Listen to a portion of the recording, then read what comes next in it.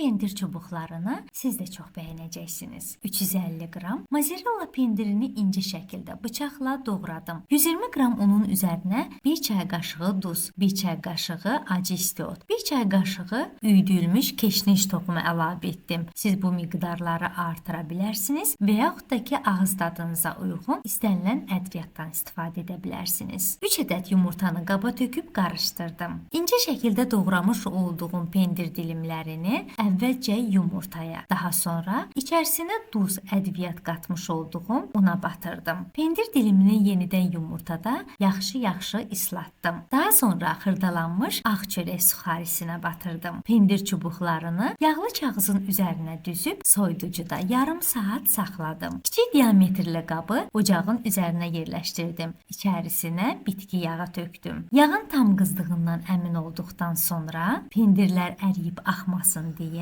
pendir çubuqlarını yağın içərisində tez-tez bişirib götürdüm. Üzəri xırçıltılı, içərisi yumuşaq, çox dadlı pendir çubuqları alındı. İsti-isti yeməyi unutmayın.